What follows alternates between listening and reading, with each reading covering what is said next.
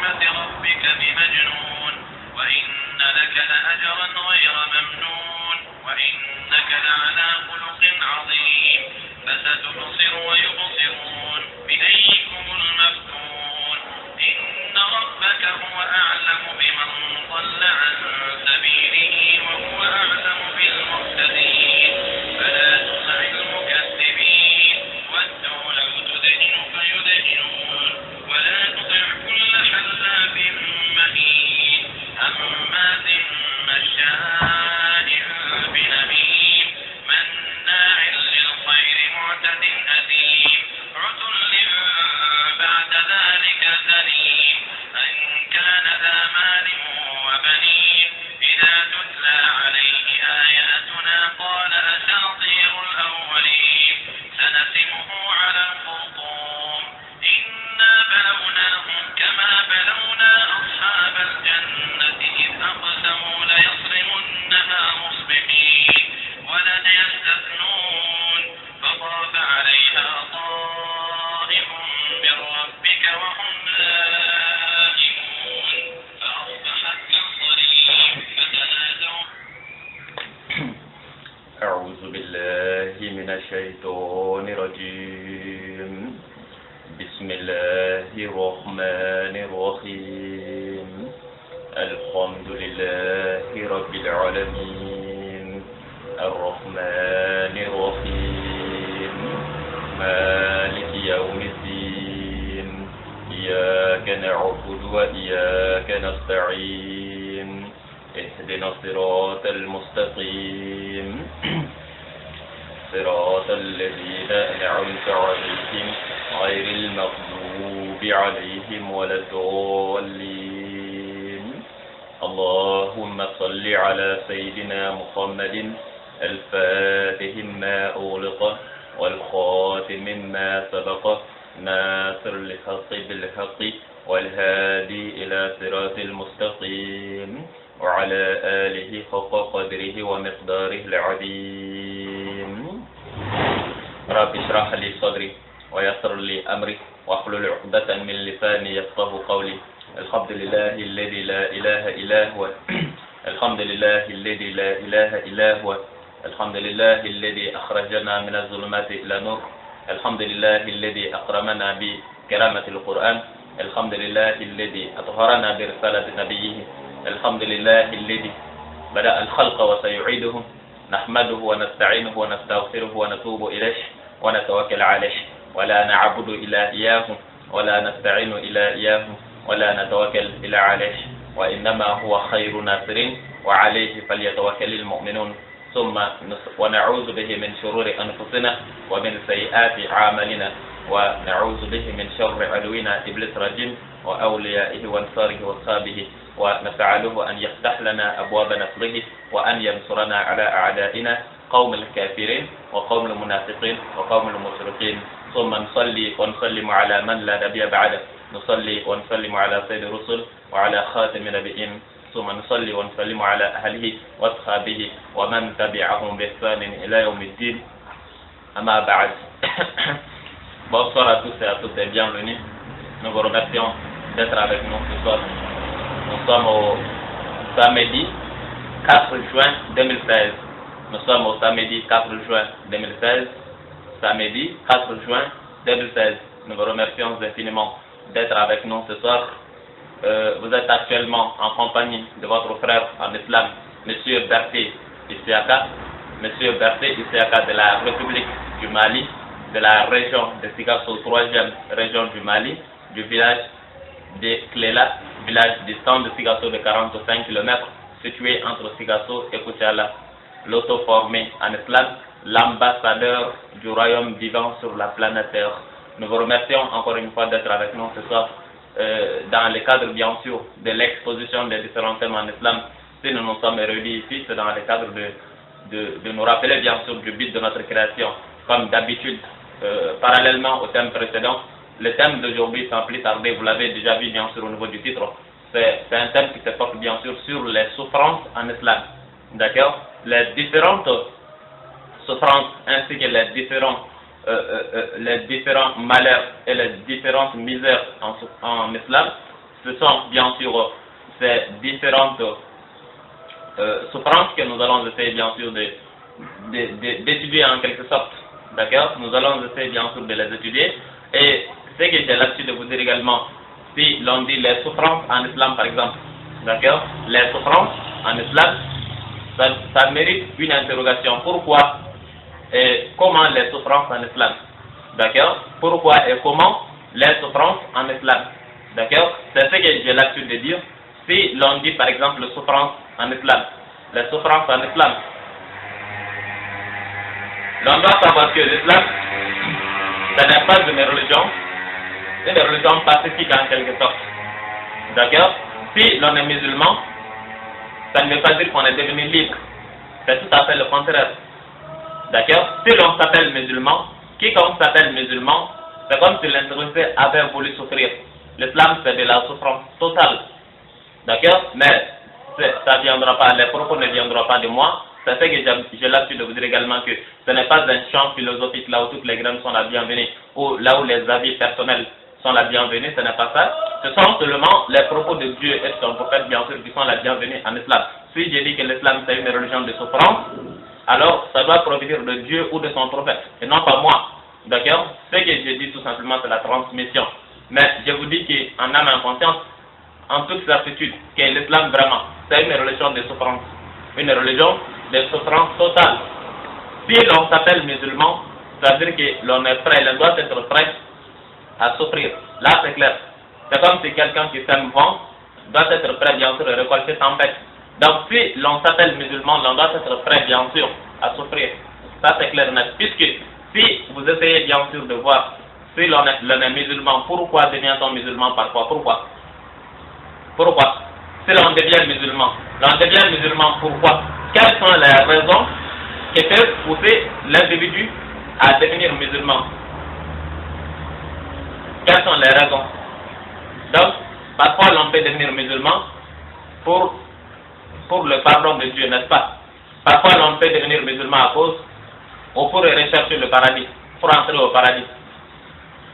N'est-ce pas? Voilà, donc si nous devenons musulmans parfois pour rechercher le paradis ou pour avoir paradis, et de ce fait, qui parmi nous ici, même avant d'avoir bien sûr une simple voiture, ça demande quoi? Ça demande travailler, mais on ne peut pas avoir la voiture en dormant. N'est-ce pas? L'on ne peut pas avoir voiture en dormant, l'on ne peut pas avoir un étage en dormant, l'on ne peut pas avoir une simple moto en dormant, l'on ne peut pas avoir même un simple téléphone en dormant ou en jouant. Donc, que doit-on faire? Pour avoir certains de ces objets ici-bas, il faut travailler, il faut gagner de l'argent, n'est-ce pas? Si l'on ne peut pas avoir de la voiture, l'on ne peut pas avoir une voiture bien sûr sans avoir travaillé, si l'on ne peut pas avoir un étage sans avoir travaillé, et si l'on ne peut pas également avoir un simple téléphone sans travailler, mais imaginez, peut-on avoir un paradis sans travailler? Peut-on avoir un paradis sans travailler? Si l'on n'a pas pu avoir la moto en dormant, l'on n'a pas pu avoir la voiture en dormant, l'on n'a pas pu avoir le téléphone en dormant, l'on n'a pas pu avoir le PC en dormant. Maintenant, c'est le paradis qu'on aura en dormant. Ce n'est pas ça. À moins que la voiture ne soit plus importante que le paradis, ou que le téléphone ne soit plus important que le paradis, ou que le PC ne soit plus important que le paradis. Mais si le paradis est plus important que la voiture, si le paradis est plus important que le téléphone, si le paradis est plus important que la voiture, donc de ce fait, si l'on n'a pas pu avoir la voiture en dormant, l'on ne peut en aucun cas avoir le paradis en dormant. Si l'on n'a pas pu avoir le téléphone en dormant, l'on ne peut pas avoir le paradis en dormant. C'est impossible. C'est de l'impossibilité totale. D'accord? C'est pourquoi j'ai intitulé le thème les souffrances en islam. C'est pour dire que si l'on s'appelle musulman, si l'on veut paradis de Dieu, c'est Dieu qui va nous donner bien sûr le prix de son paradis. D'accord? Dans cette vidéo, vous aurez, à la fin de la vidéo, tout le monde aura le prix, tout le monde connaîtra, bien sûr, saura le prix de son paradis. Si vous voulez le prix, si vous voulez bien sûr le paradis du Seigneur, le prix du paradis se trouve dans le Coran. Je vais vous le donner vers la fin. Ce sera le dernier point de la vidéo. D'accord? Le prix du paradis. Sans aucune ambiguïté, en toute apparence. C'est le Seigneur lui-même qui nous dit qu'il vend son paradis et le prix est égal à combien? Combien d'euros, ou bien combien de dirhams, ou bien combien de voitures, ou bien combien d'étages que le Seigneur veut bien sûr pour son paradis. Maintenant, pour ce qui concerne les prix du paradis, nous vous les aiderons bien sûr vers la fin de la vidéo. C'est le prix exact. Si vous avez ça, ça veut dire que c'est ce qui vous permet d'acheter le paradis du Seigneur. Ce n'est pas moi qui le dis, c'est le Seigneur lui-même qui le dit. D'accord? Et si le propriétaire ou le vendeur fixe un prix pour son article ou pour sa marchandise, c'est ça, c'est le prix exact. D'accord? C'est le prix qu'il veut de sa marchandise, pour sa marchandise. Donc c'est ce prix que nous vous donnerons bien sûr vers la fin de la vidéo. Mais bien avant d'arriver à ce niveau, nous allons débuter bien sûr, comme nous venons de le dire, que vraiment c'est de la souffrance. Il faut souffrir, il faut, bien sûr, il faut bosser en quelque sorte. Parce que si vous prenez l'exemple sur la vie du Siba. Si vous prenez l'exemple, prenons l'exemple, un exemple quelconque sur la vie du Siba. Par exemple, si l'on est étudiant. Si l'on est étudiant, même avant de passer les examens bien sûr, quelle que soit la filière, n'est-ce pas, l'on est appelé à travailler, l'on est appelé à bosser, d'accord? L'on est appelé à bosser bien sûr, à travailler pour pouvoir passer les examens, d'accord? Pour ce qui concerne les autres travailleurs, elles aussi, ils sont appelés bien sûr à travailler pour pouvoir gagner leur vie, n'est-ce pas? Maintenant, si nous prenons les examens, par exemple, les étudiants, pour passer leur examen, avant les examens, ils bossent, ils travaillent, d'accord, ils sont encouragés, ils font tout, d'accord, tout ce qui est nécessaire, bien sûr, pour qu'ils aient les moyens, ou pour qu'ils passent leurs examens, ils font tout, n'est-ce pas? Voilà, donc l'homme, quand l'homme a été créé par Dieu, c'est pourquoi le Seigneur dit dans son Saint-Coran, chapitre 76, verset 2-3, chapitre 76, verset 2-3,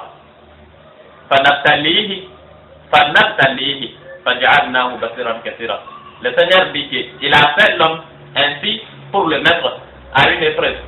D'accord? Il a fait l'homme pour l'éprouver. Quelle est cette épreuve? La vie de Siba est un lieu de passage, un lieu d'examen. D'accord? Le Seigneur dit qu'il a mis l'homme ici-bas pour l'éprouver, pour le mettre à une épreuve bien sûr, et pour qu'il passe un examen. Ça veut dire que nous tous sommes ici, bien sûr, dans le cadre de passer nos examens. D'accord? Nous tous sommes ici. Si les hommes vivent sur terre, le Seigneur ne nous a mis sur terre ici que pour passer un examen. La vie de Séba, c'est un lieu de passage. Tout un chacun y passera. D'accord? Et le Seigneur dit qu'il a fait l'homme ainsi pour qu'il passe son examen ici-bas. Et au jour de la résurrection, pour qu'il ait ses résultats. Si il avait passé l'examen ici-bas, ou s'il avait échoué l'examen. Chapitre 76, verset 2-3.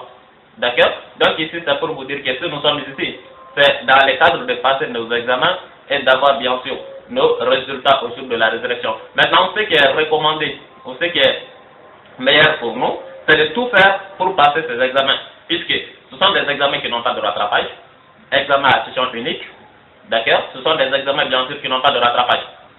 Parce que dire qu'une fois arrivé à l'au-delà, si ça trouve que j'avais des lacunes ou bien il me manquait des points, que je pourrais revenir au monde ici-bas pour combler ces trous, ça ne fait pas partie bien sûr de ces règles de jeu. Les règles de jeu en islam ici, si vous passez l'examen ici-bas, un seul coup, tant mieux. Mais si vous le ratez, il n'y a pas une deuxième session, hein. Il n'y a pas de session de rattrapage. D'accord? Entre Dieu et ses serviteurs, il n'y a pas de session de rattrapage. D'accord? Donc nous tous sommes appelés bien sûr, passer ou encore travailler, bosser et faire tout bien sûr, tout pour que nous passions nos examens en session normale. Et non pas à rattrapage, là où il n'existe plus de rattrapage. D'accord? Donc ici, la façon dont nous travaillons bien sûr lors des examens, ou la façon dont nous bossons bien sûr pour pouvoir gagner nos différentes vies privées, c'est de cette façon que tout un chacun bien sûr doit se battre bien sûr, c'est de cette façon que tout un chacun bien sûr doit se tenir debout bien sûr, pour bâtir ou pour gagner bien sûr la vie future. D'accord? C'est là où se trouve bien sûr la philosophie en quelque sorte, puisque ce que nous remarquons très généralement, les hommes aiment bâtir leur vie d'ici-bas. Et souvent, l'on a tendance, bien sûr, l'on peut parfois accepter, bien sûr, vendre l'au-delà pour acheter le monde d'ici-bas avec. C'est pourquoi, si, par exemple, l'on fait quelque chose qui nous plaît ou encore qui arrange notre vie, même si ça n'arrange pas l'au-delà, parfois l'on ferme les deux yeux. Mais si l'on voit que vraiment quelque chose arrange l'au-delà, alors que nous, aujourd'hui, nous voulons la faire, nous essayons bien sûr de la faire, même si ça dérange l'au-delà. D'accord? Donc c'est là la philosophie. Si l'homme a été créé par Dieu, nous n'avons pas été créés par Dieu pour venir danser ici. Ce n'est pas ça. Nous n'avons pas été créés par Dieu pour venir crier ici ou pour venir faire quoi que ce soit. Ce n'est pas ça. Il y a un seul but, une seule raison bien sûr qui est autour ou qui est liée bien sûr à la création de l'homme. C'est pourquoi le Seigneur dit dans son Saint Coran chapitre 51 verset 56 وَمَا خَلَقْتُ الْجِنَّ وَالْإِنسَ إِلَّا لِيَعْبُدُونِ. Le Seigneur dit qu'il n'a créé ni homme ni djinn que pour l'adorer. Donc nous tous sommes créés par Dieu, nous tous avons été créés par Dieu uniquement pour l'adorer. D'accord? Pour passer des examens ici. Et si nous passons les examens, une fois arrivés à l'au-delà, il y aura des résultats et des récompenses. Et quant à ceux qui auront passé leur examen, bien sûr, c'est normal, ceux-ci auront comme récompense le paradis. Et quant à ceux qui échoueront, c'est terrible, hein? C'est terrible. Quant à ceux qui échoueront, puisqu'il n'y a pas de rattrapage. Il n'y a pas de rattrapage, et si vous échouez, c'est du malheur. D'accord? Donc, nous devons tout faire pour que nous passions nos examens. D'accord? Et les préparations se font d'ici-bas. Ce n'est pas une fois arrivé à l'au-delà qu'on commence à se préparer pour passer les examens. Ça trouverait que les examens ont déjà terminé. Et c'est ici-bas. Ici-bas. Le Seigneur nous a mis ici pour. Nous avons tous les moyens, tous les temps, nos libertés, d'accord? Nos moyens, tout. Il nous a, c'est-à-dire il a mis tout à notre disposition, bien sûr, pour que nous puissions passer cet examen en toute tranquillité. D'accord? En toute tranquillité. C'est pourquoi l'on ne vous force pas, bien sûr. Personne n'est forcé à prier. D'accord? Personne n'est forcé à jeûner. Il nous a laissé comme ça en toute liberté. D'accord? C'est pour permettre, bien sûr, à l'esprit. C'est pourquoi il n'y a pas de contrainte en islam. C'est ton esprit qui te permet soit de passer ton examen ou d'échouer. D'accord? D'échouer à ton examen. C'est pourquoi, si tu vois que c'est le chemin droit qui t'arrange, et si tu empruntes ce chemin, bien sûr, c'est ce qui va te mener, bien sûr, au bon résultat. Et si tu vois que c'est le chemin mauvais, d'accord, qui t'arrange, si tu empruntes ce chemin, bien sûr, c'est ce qui va te donner de mauvais résultats. D'accord? C'est une liberté ici, là, en toute liberté. Donc, ça veut dire que l'homme agit en toute liberté. Donc, de ce fait, le monde ici-bas, c'est un lieu de passage et un lieu d'examen. Tout un chacun passera son examen et aura bien sûr ses résultats au jour de la résurrection. En cas de passage, tant mieux. En cas d'échec, ce sera malheureux. D'accord? Voilà. Donc, sans plus tarder, nous allons bien sûr commencer à étudier bien sûr le Coran, les différentes parties coraniques qui nous parlent de souffrance en islam. D'accord? Les différentes parties coraniques qui nous parlent de souffrance, puisque si nous essayons bien sûr de voir les premiers croyants, vous savez qu'ils ne dormaient pas. D'accord? Ils n'ont pas dormi. S'ils avaient dormi, on n'allait pas avoir l'islam aujourd'hui. D'accord? Ils n'ont pas dormi. S'ils avaient dormi, on n'allait pas avoir l'islam aujourd'hui. Ce sont ceux qui se sont battus, bien sûr, pour bâtir l'islam. C'est pourquoi nous avons pu avoir l'islam aujourd'hui. C'est pourquoi nous prions aujourd'hui. C'est pourquoi nous jeûnons les 30 jours par an. Mais si ils avaient dormi, ou encore ils avaient préféré bâtir leur propre vie, on n'allait pas parler d'islam aujourd'hui. C'est ce que le Seigneur dit. Ça ne vient pas de moi, hein. Tout ce que j'ai dit, c'est la transmission. Maintenant, pour ce qui concerne les prêts défenseurs, j'accorde l'audience à tous les savants. C'est ce que le Seigneur dit dans son Saint Coran, chapitre 2, verset 214. D'accord? Chapitre 2, verset 214. Chapitre 2, verset 214. Dans chapitre 2, verset 214. Am hasibtum an tadkhulul jannata ولما يأتكم مثل الذين خلوا من قبلكم مستهم البعثاء والضراء وزلزلوا حتى يقول رسول والذين آمنوا معه متى نصر الله ألا إن نصر الله قريب أم حسبتم أن تدخلوا الجنة ولما يأتكم مثل الذين خلوا من قبلكم مستهم البعثاء والضراء وزلزلوا حتى يقول رسول والذين آمنوا معه متى نصر الله. Le Seigneur dit dans son Saint Coran chapitre 2 verset 214, comptez-vous ou pensez-vous entrer au paradis? C'est pendant que vous n'avez pas encore subi des épreuves semblables à celles que subirent ceux qui vécurent avant vous, misère et maladie les avaient touchés. Et qu'ils furent secoués jusqu'à ce le prophète est avec lui, ceux qui avaient cru, ce fut écrié, quand viendra le secours d'Allah. Quoi? Le secours d'Allah est sûrement proche. Pensez-vous entrer au paradis? Cependant que vous n'avez pas encore subi des épreuves semblables à celles que subirent ceux qui vécurent avant vous, misère et maladie les avaient touchés. Et ils furent secoués jusqu'à ce que les messagers et avec lui ceux qui avaient cru se puissent écrier, quand viendra le secours d'Allah. Quoi? Le secours d'Allah est sûrement proche. Pensez-vous entrer au paradis? Cependant que vous n'avez pas encore subi des épreuves semblables à celles que subirent ceux qui vécurent avant vous, misère et maladie les avaient touchés, et ils furent secoués jusqu'à ce que le prophète est avec lui, ceux qui avaient cru se puissent écrier, quand viendra le secours d'Allah. Quoi? Le secours d'Allah est certainement proche. Et bien voilà les premiers versets qui nous dit avec clarté, bien sûr, sans aucune ambiguïté. Le Seigneur nous compare ici aux premiers croyants. Il dit que les premiers croyants, au temps du prophète par exemple, le prophète est un messager, c'est pourquoi le Seigneur dit, pensez-vous entrer au paradis? C'est la forme interrogative. N'est-ce pas? Le Seigneur veut savoir de nous, est-ce que nous pensons-nous entrer au paradis, cependant que nous n'avons pas encore subi les mêmes épreuves que ceux qui vécurent avant nous? Il veut savoir, le Seigneur veut que nous les disions, si nous pensons que lui, il va nous permettre, d'accord, lui, il va nous laisser entrer au paradis avec les premiers croyants qui ont combattu, d'accord, qui ont lutté dans le sentier d'Allah, qui ont bâti l'islam, qui ont tout fait.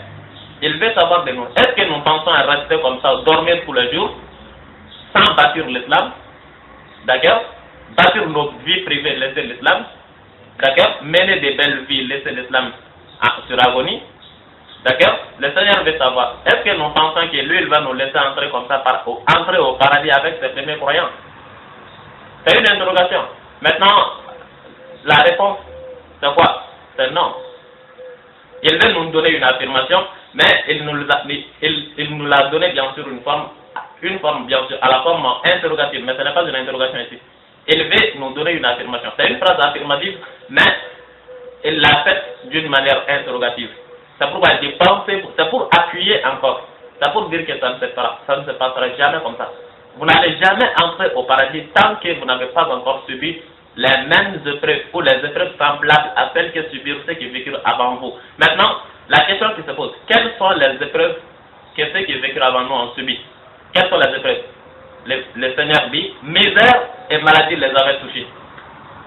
D'accord? Misère et maladie les avaient touchés. Et ils furent secoués. D'accord? Et ils furent secoués jusqu'à ce que le messager est avec lui, ceux qui ont cru, ceux qui avaient cru, se puissent écrier quand viendra le secours d'Allah. Quoi? Le secours d'Allah est certainement proche. Donc ici, les misères qui ont touché, bien sûr, les épreuves que les premiers croyants ont eu à passer, le Seigneur dit que maladie et misère les avaient touchés. Ça veut dire quoi? Ça veut dire que les premiers croyants, comme je viens de vous le dire, ce n'étaient pas des gens qui dormaient, laissaient l'islam là. Ils faisaient tout leur mieux, bien sûr, pour que, avant que, c'est-à-dire pendant une journée, pendant la journée, c'était de la concurrence pour bâtir l'islam. D'accord? C'était de la concurrence pour bâtir l'islam, alors qu'ils n'avaient pas suffisamment de moyens. D'accord? Ils n'avaient pas suffisamment de moyens, ils n'avaient pas suffisamment de nourriture. Ils combattaient bien sûr sur les sables chauds. D'accord? Sous la chaleur. Ils combattaient sous la pluie, sans nourriture, sans rien. Ils parcouraient bien sûr des longues distances. D'accord? Alors qu'ils n'avaient pas d'avion, ils n'avaient pas d'hélicoptère, ils n'avaient rien. D'accord? Ils marchaient bien sûr sur le sable chaud bien sûr. Ainsi, ils n'avaient pas suffisamment d'eau. D'accord? Et c'était de la misère totale. C'était de la misère totale. Et le Seigneur vient de vous dire, vous savez que le Seigneur ne ment pas. Et s'il ne ment pas, il dit que misère et maladie les avaient touchés. Ça veut dire que les premiers croyants ont souffert. Ils ont souffert, c'est de la souffrance totale. Ils ont fait ça pourquoi? Puisqu'ils étaient confrontés bien sûr à des hypocrites et à des ennemis, d'accord? Des ennemis qui étaient 1000 fois supérieurs, 1000 fois nombreux que, puisqu'ils n'étaient pas encore nombreux.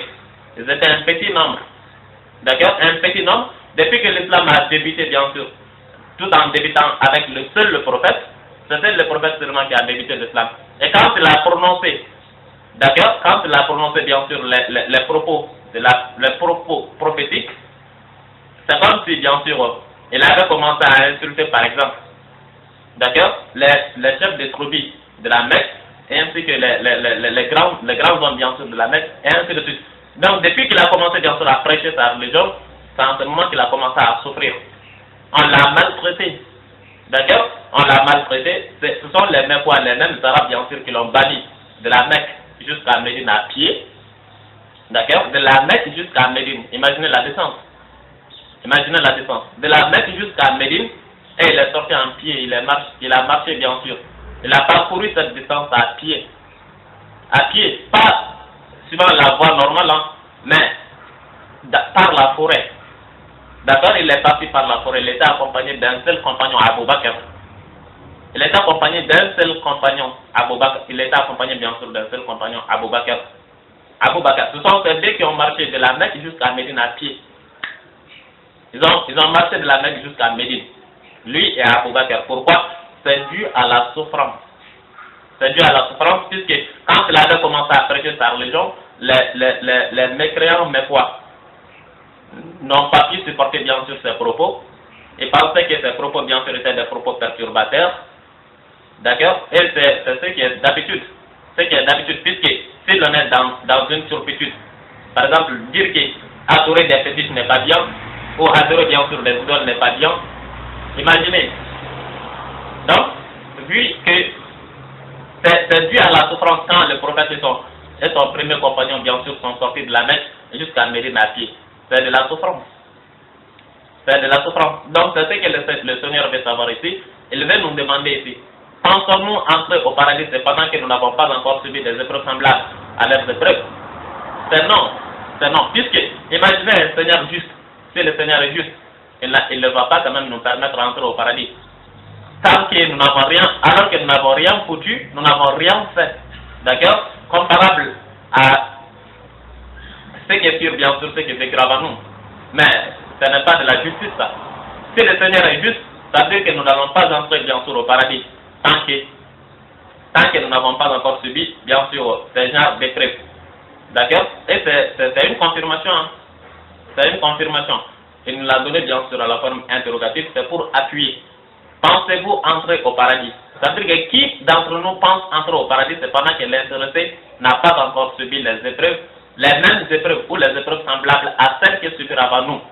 C'est-à-dire misère, malheur, tristesse, malaise, pauvreté, maladie. D'accord? Donc, et bien voilà des souffrances en islam. Le Seigneur nous assure ici. D'accord? Comme quoi, toute personne qui ne souffre pas en islam n'a pas sa place au paradis. Et c'est tout. Toute personne qui n'a aucune souffrance en islam.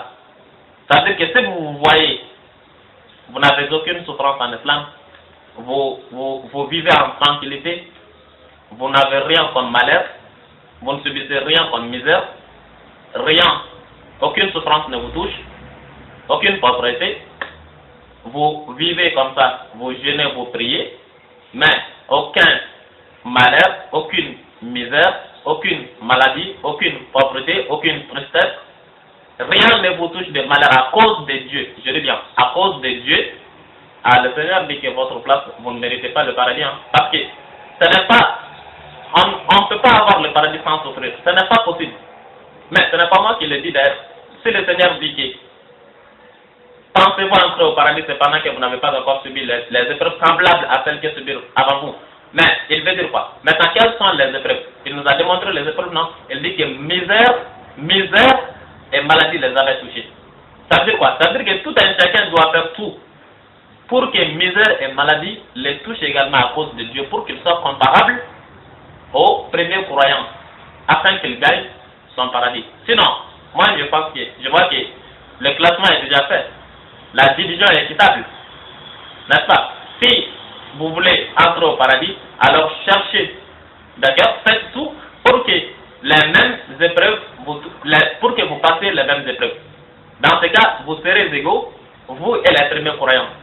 Et dans ce cas, le Seigneur vous permettra bien sûr d'entrer au paradis. Mais jamais le Seigneur ne va vous permettre d'entrer au paradis sans avoir subi les mêmes épreuves. Puisque ce serait comme il avait menti, premièrement, s'il nous laisse entrer au paradis sans avoir subi les épreuves semblables à celles qu'il subira avant nous, premièrement, ce serait comme s'il avait menti. Pourquoi? Parce qu'il avait dit que ça ne se passerait pas comme ça. Deuxièmement, ce serait comme si c'était une injustice.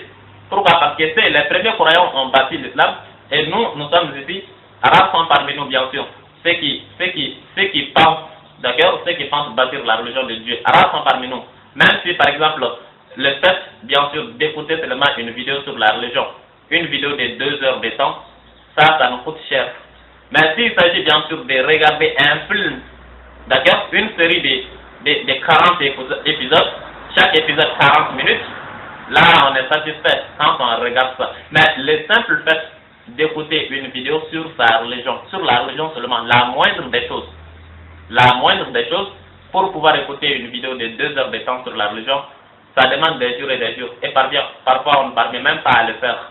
Mais si c'est une série de 40 épisodes, constituée de 40 minutes, dans ce cas, l'on peut regarder 10 épisodes par jour. 10 épisodes, 40 minutes multipliées par 10. Maintenant, comparé à 2 heures de temps seulement, l'on ne parvient pas. Alors que l'on est priant, l'on est musulman et l'on compte entrer au paradis. Le Seigneur dit que ça c'est votre paradis. Ce n'est pas lui son paradis. Son paradis est que vous n'entrerez jamais dans ce paradis tant que vous n'avez pas encore subi les épreuves semblables. Ça c'est la moindre des choses. Écouter la parole de Dieu, c'est la moindre des choses. Et si, par exemple, vous n'êtes pas parvenu bien sûr à écouter une vidéo de 2 heures de temps sur votre religion, maintenant, quel jour aurez-vous bien sûr le courage de bâtir votre religion physiquement? Parce que ça, c'est ici, ça ne demande pas trop, le fait d'écouter seulement et regarder. D'accord? Parfois, vous êtes même couché. En couche, on regarde. D'accord? En dehors, on regarde. Même si ça ne fait pas passer souvent. La vidéo est en train de jouer en dehors. N'est-ce pas? Ça, c'est la moindre des choses. Mais si vous n'êtes pas parvenu à faire ceci, quand est-ce que vous aurez bien sûr, ou vous serez capable bien sûr de vous lever pour bâtir la religion de Dieu? Quand? Ça, c'est la moindre des choses. Le fait d'écouter la vidéo, c'est la moindre des choses. Mais si vous n'êtes pas parvenu à faire ceci, d'accord, que ce soit ma vidéo ou d'autres vidéos sur votre religion, ça, c'est la moindre des choses, je pense. Parce que l'on écoute ces vidéos en couchant, n'est-ce pas? Il n'y a pas d'effort physique, il n'y a pas de misère quand on écoute. C'est tout à fait le contraire. C'est du plaisir, n'est-ce pas? Mais si l'on n'est pas parvenu à faire ceci, et le Seigneur dit que vous n'allez jamais entrer au paradis sans que vous n'ayez subi les mêmes épreuves semblables, ou les épreuves semblables à celles que subiront avant nous. Maintenant, quand est-ce que vous aurez eu le courage de bâtir physiquement la religion de Dieu? Quand? Mais si vous essayez de voir, bâtir la religion de Dieu ne nous inquiète pas. Tout ce qui nous inquiète, bien sûr, c'est bâtir notre vie privée. D'accord? C'est bâtir nos vies privées. C'est pourquoi vous allez voir des musulmans partout, alors que la religion de Dieu est en bas, est sur terre, carrément, totalement. Vous allez voir les musulmans partout, bloquer les mosquées partout, nombre de mosquées voulant dépasser bien sûr le nombre de maisons. Mais quand vous allez essayer de voir la religion proprement dite, vous allez trouver que la religion est zéro. Pourquoi zéro? Puisque l'on n'est pas intéressé à la religion. Tout ce qu'on est intéressé, bien sûr, c'est nos vies privées. Ce sont nos vies privées, bien sûr. Nos vies privées, nous voulons bâtir nos vies privées, même si c'est au détournement de l'islam parfois. D'accord? Alors que, contrairement aux croyants précédents, leur ambition était bien sûr de bâtir la religion de Dieu, même si c'était au détriment de leur vie privée. D'accord? Même si c'était au détriment bien sûr de leur vie privée. Ils acceptaient combattre. Ils acceptaient donner tout leur au monde. Pas au monde. Toutes leurs richesses bien sûr. Tout ce qu'ils possédaient comme bien. Lors des guerres saintes, il y en a ceux qui parmi eux qui mettaient à la disposition de l'islam tous leurs biens, toutes leurs richesses. Et après la guerre, ils n'ont rien, à moins de 8 ans. par exemple, s'ils avaient des butins, s'ils avaient pu gagner. D'accord? Mais avant de partir à la guerre sainte, ils donnaient au prophète tous leurs biens en quelque sorte. Et ils les restent comme ça. À cause de quoi ou pourquoi? Pour quelle raison? Pour bâtir l'islam. Et nous qui sommes ici, imagine, interrogeons-nous, que faisons-nous aujourd'hui pour l'islam? Quoi? Pendant la journée, mes chers interlocuteurs, pendant la journée, nous faisons quoi pour Dieu? Quoi? Ou pour arranger l'islam? Quoi? Nous jeûnons. Ça, c'est pas ça.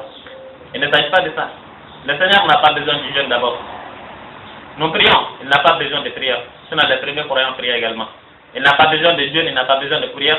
C'est pourquoi, quand il va vous donner la clé du paradis, d'accord, quand il va vous donner, bien sûr, le prix de son paradis, vous n'allez jamais entendre parler, bien sûr, de prière.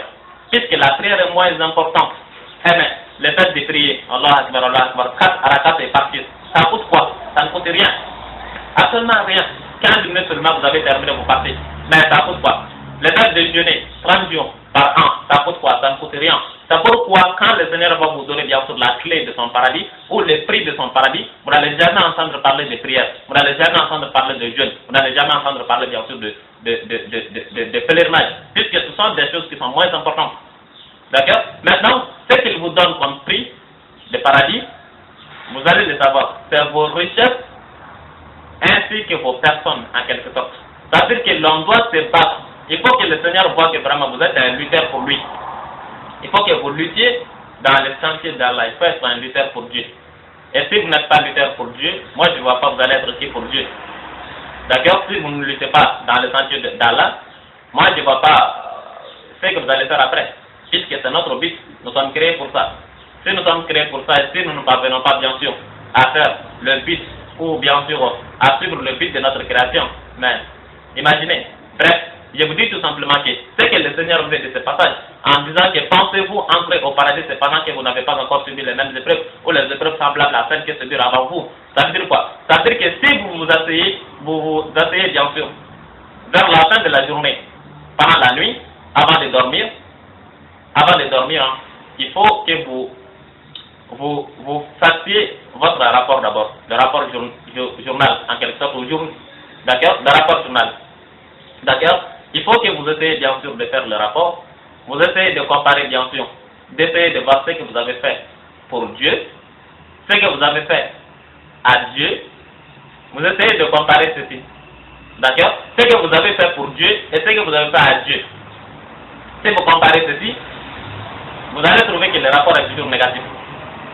D'accord? Le rapport est toujours négatif, puisque parfois, si ce sont les 5 prières, parfois, hein, si ce sont les 5 prières, je ne vois pas ce qu'on fait également pour Dieu. Et même les 5 prières, parfois, elles ne sont pas pour Dieu parfois. Et ce que l'on fait à Dieu, si l'on essaie de mesurer ça, c'est inqualifiable, on ne peut pas le mesurer. N'est-ce pas? Donc le rapport est toujours négatif. Le rapport est toujours négatif. Alors que c'est le contraire. Ce que l'on fait pour Dieu doit être supérieur, d'accord, ou important que ce que l'on avait fait à Dieu. C'est ce qui va donner succès ou une suite favorable au jour de la résurrection de bons résultats. Sinon, au cas échéant, la balance sera négative. Hein? D'accord? La balance sera négative et la récompense ne sera que l'enfer. Donc ici, le Seigneur vous le dit avec clarté.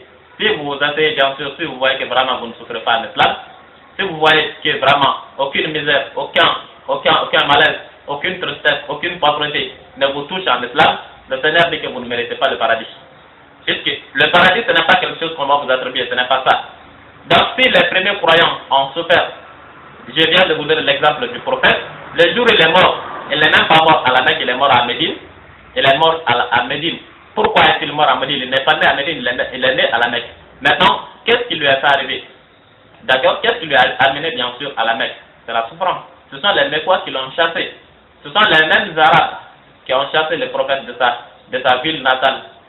D'accord? Et ce sont les Médinois bien sûr qui l'ont accueilli. Et il est mort à Médine. Pourquoi? Et le jour où il est mort laissé 0 dirham après lui. 0 dirham après lui. Quand il est mort, ça a trouvé que les boubous qu'il portait d'ailleurs, les boubous qu'il portait pour aller faire la guerre sainte avec, c'était un boubou en quelque sorte assez dur. D'accord? Assez dur. Il avait donné ça en gage. D'accord, comme garantie. Il a donné ça en garantie, bien sûr, pour pouvoir avoir quoi manger. Et il est parti à l'au-delà, laisser ses boubous, bien sûr, en garantie. C'est-à-dire quoi, s'il n'avait pas laissé ses boubous en garantie, c'est-à-dire qu'il n'allait pas quand même partir à l'au-delà, endetté, entre guillemets, ça n'allait pas se faire. Mais c'est seulement ces boubous, bien sûr, qui étaient en garantie pour avoir quoi manger. D'accord? L'homme le plus important en islam, l'homme le plus considérable chez Dieu, le premier homme en islam, le dernier des prophètes, l'homme le plus valeureux en islam, l'homme au nom duquel nous prions, c'est cet homme, bien sûr, qui vient de quitter le monde du sébat, ayant laissé 0 dirham après lui et ayant laissé son boubou en garantie. Pour avoir quoi manger. Et qu'est-ce que le Seigneur dit? Le Seigneur dit, pensez-vous entrer au paradis cependant que vous n'avez pas encore subi des épreuves semblables? Point d'interrogation. La réponse est quoi? Non. Ça ne se passera pas. Mais au jour de la résurrection, tout un chacun saura la vérité. D'accord? Puisqu'ici on peut se blâmer. Pas se blâmer, bien sûr, on peut se flatter. D'accord? Ici on peut se flatter, bien sûr. Mais à l'au-delà, il n'y a pas de flatterie là-bas. D'accord? Ici on peut se tromper. Mais à l'au-delà, bien sûr, vous ne vous appartenez même pas à plus forte raison de vous tromper. D'accord? Voilà. Donc, bien voilà le premier. C'est le prophète. N'est-ce pas? Et lui, il est prophète, il est déjà garanti, n'est-ce pas? Et puis il est garanti, pourquoi avait-il accepté encore souffrir s'il était garanti? Maintenant, nous qui ne sommes pas prophètes, nous avons comme garantie, nous avons quoi comme garantie si nous ne nous bâtissons pas? Si nous ne nous battons pas, excusez-moi le terme, si nous ne nous battons pas, bien sûr. Nous avons quoi comme garantie? Sommes-nous déjà garantis? C'est pourquoi nous ne nous battons pas. Ce n'est pas ça, n'est-ce pas? Et après lui, le premier compagnon, Abu Bakr, après le prophète également, le premier compagnon Abu Bakr à Médine, lui aussi, il n'est pas mort. D'accord? Entre parenthèses, dans ce papier, après le prophète, il n'a vécu que 2 ans.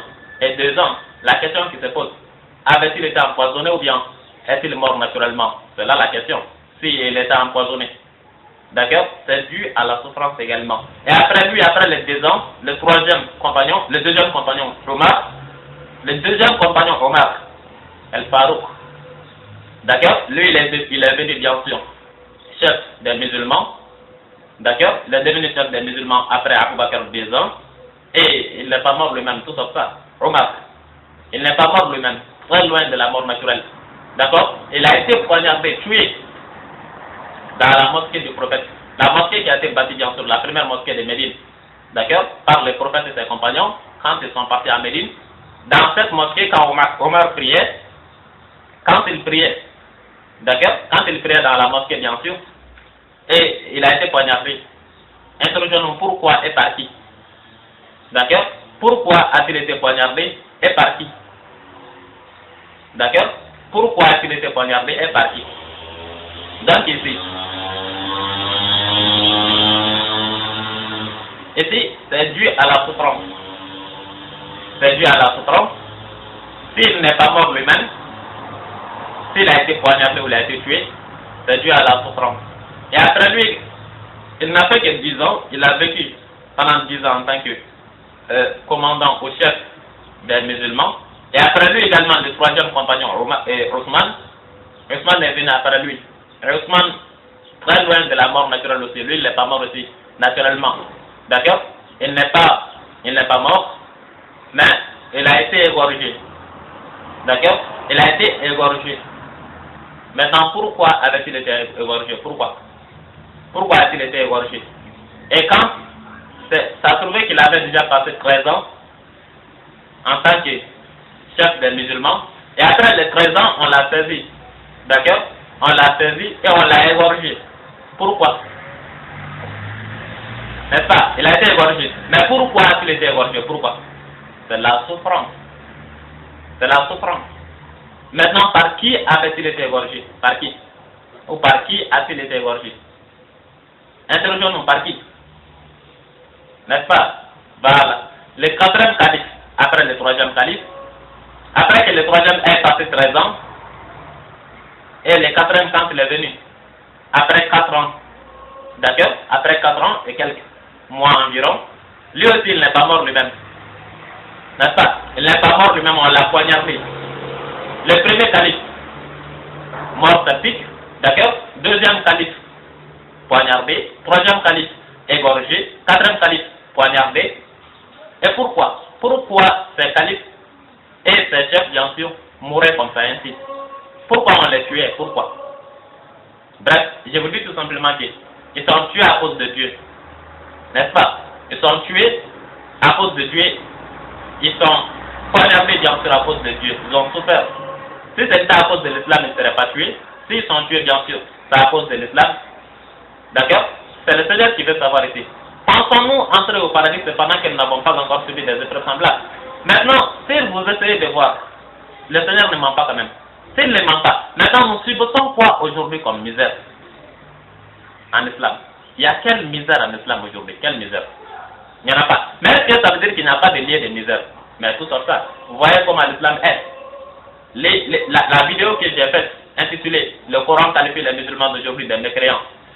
Maintenant, vous savez le contenu de cette vidéo. Le contenu de cette vidéo, le Coran qualifie les musulmans d'aujourd'hui des mécréants. Vous avez su le contenu bien sûr de la vidéo. Eh bien, si nous n'avons pas des liens de misère, qui dit ça aujourd'hui? Qui dit ça aujourd'hui? D'accord? Nous avons des liens de misère, mais nous ne subissons aucune misère. D'accord? Sinon, l'islam a besoin il y a des liens de misère aujourd'hui plus qu'auparavant. Puisqu'auparavant, bien sûr, c'était combat côte à côte. Et aujourd'hui, nous avons affaire, bien sûr, avec des ennemis hypocrites en quelque sorte, des faux amis. Des faux amis. Donc ici, l'islam, il y a des liens de misère, sauf si l'on ne veut pas lutter au nom de Dieu, sauf si l'on ne veut pas, bien sûr, combattre au nom de Dieu. Sinon, si l'on veut lutter, bien sûr, au nom de Dieu, si l'on veut combattre au nom de Dieu, certainement, bien sûr, vous aurez bien sûr toujours des liens là où souffrir. Mais si je vous prends l'exemple, bien sûr sur cette vidéo, je vous donne ça passagèrement quoi. Mais je ne vous l'ai pas donné bien sûr à cause, ou bien pour le donner simplement. La vidéo qui est ici, elle va porter 2 heures de temps. Elle va porter 2 heures de temps. Ce n'est pas la seule vidéo par jour. Si vous allez remarquer la date, c'est bien sûr le 4 juin 2016. Et si vous essayez bien sûr de consulter autre vidéo, d'accord, vous allez parfois avoir 3 vidéos portant la même date. 3 vidéos de 2 heures portant la même date. Ça veut dire quoi? Ça veut dire que ces 3 vidéos ont été faites pendant le même jour, 3 vidéos. Vous allez remarquer ceci. D'accord? La première vidéo par exemple, ça c'est le 4 juin.